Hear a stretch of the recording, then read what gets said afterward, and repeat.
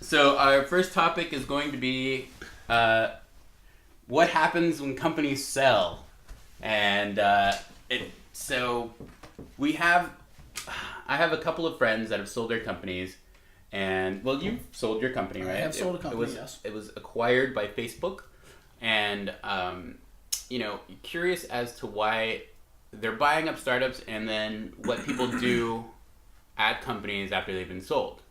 So a couple of my friends who are Facebook and Twitter, specifically, let's just say companies X and Y, so they're not called out.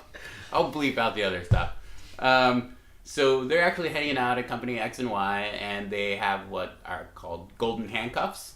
I think, is that right? Is that? I mean, some people like to call it that. I think it's a nice euphemism, right? Yeah. I usually use golden cock ring, but because you can't get hard again until you take it off, Yeah. Golden chastity belts. Okay, so the golden handcuff is. So it's a really simple concept, right? Like, they give your company a lot of money, they buy you out, you agree to work there for some amount of time. Right. There's a certain amount of time where after that you get a lot more money.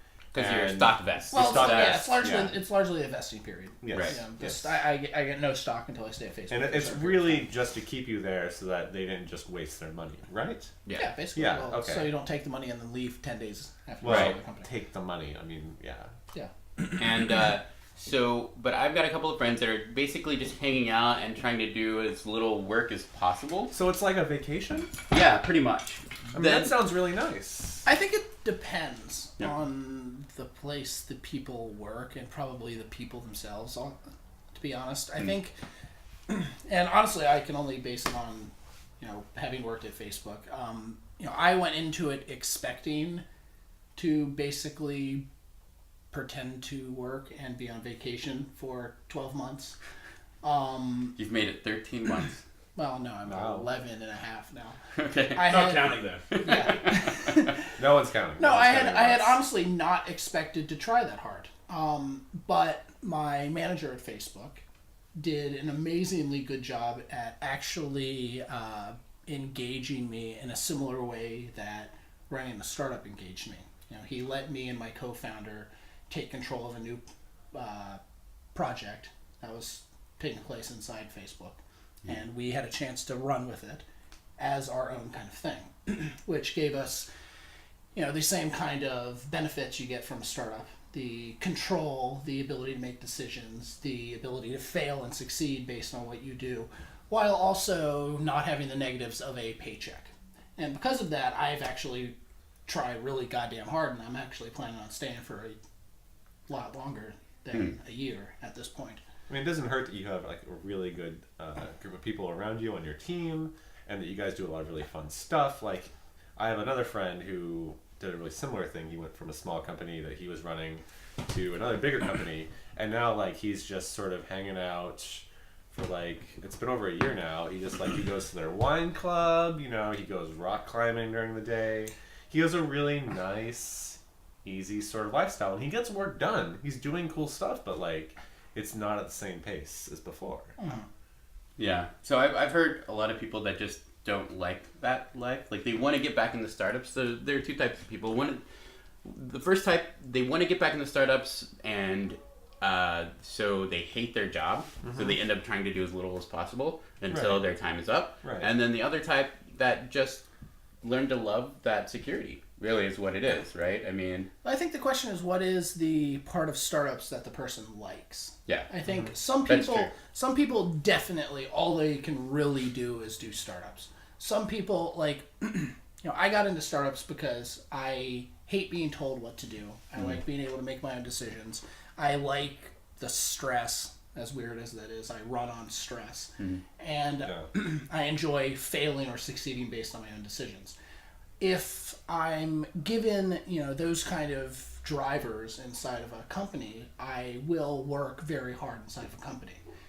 Past companies, my job at Apple, I did not have that at all. And I didn't like it, so I left to do a freaking startup. Facebook, I feel I have more of that, so I less feel the need to do my own thing. But I think other people, it's probably different. Like the drivers they have are things that a company might not be able to offer them at all. In which case, it might be impossible for a Facebook or a Google or a Twitter to keep them longer than whatever the amount of money they have written in, or amount of time they have written in the contract to get the money is. So I mean, is that all it boils down to? Is it like a period of time between your startup and another startup, or is it like, is it an opportunity to try something different? Is it just like a security blanket? Like, what do you think is actually the value on either side of that? Like for the company that like acquires another startup, like there's like the people or the product that they want, right? We can't fucking hire people right now. That's like, true too. Yeah. Yeah, so it's not always about the technology. Yeah, Google, Facebook, Twitter, Amazon, whoever the fuck, they can't hire people. Yeah.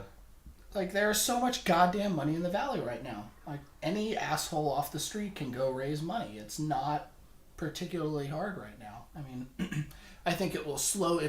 Wait. Any asshole? Well, I gotta leave actually right now. Sorry, I got another commitment. Hold on, I gotta go raise around real quick. Yeah, hold on. Yeah, wait. I could be that asshole. Okay, guys, we're gonna take a break for 10 minutes while he goes and raises, and we'll be right back. Just holler out the window. Yeah. Holla! Oh, there's a check. Yeah. Okay. Yeah. Oh, yeah. It's David. David has Tim's check. Just 1 second. Okay, so I think that pretty much covers that topic. Yeah. So well, basically, let's think about it though. Yeah. Okay. If you want to move on, we can. No. Go ahead. I'll edit out my.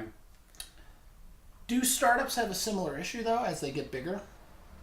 Definitely, because it becomes more difficult to hire as you grow your team. Like you go from needing like generalists that can do anything to like people who are kind of in a niche and expect to get a lot of money, but like you don't have a lot of money yet because you're still growing. So like you can do what can you do? You can maybe do like a merger between two similar companies and try and make the culture and the product work, or I don't know what you do. I've never done that. Yeah, and there's like the Hacker News post was I think it was sometime last week. The guy's like, "Fuck your YC company because your benefits suck." Mm-hmm. Yeah. And you can't offer benefits as a startup that are nearly matching Facebook or Google or Twitter. And I mean, nobody wants to work for those. It's not realistic. Why would they come work for a startup? Right, and I think that's another reason why Facebook wants to suck up all the talent is because they want to kind of starve out all the other big competitors. I mean, if you allowed startups to exist, completely. I mean, this is why Google and Facebook and Twitter have free food and amazing facilities on all kinds of shit on campus. Massage, it's so you don't go work for a freaking startup that could overtake them. Right. Which actually might mean that the only people who are working in startups that do actually want to overtake them might have love enough for it to actually do it. Right? I mean, what's the reality there? Like, so for Google, let's say, what is the reality that another startup is going to come and actually eat their lunch? DuckDuckGo. DuckDuckGo is never going to have enough search volume to match Google. It doesn't matter. They've already hurt their image with the tech community enough that I still use Google most of the time, but I don't consider Google the definition of search anymore. And regardless of whether or not that is a monetary damage, it is a long-term image damage. Are you sure it's not like it's not like a product versus product name like Kleenex or Band-Aid, something like that? Honestly, I think that Google has become the standard. Yeah, I think it's hard to avoid. It's baked into your mobile devices as the default search engine. I think people are less aware of their engine than ever before.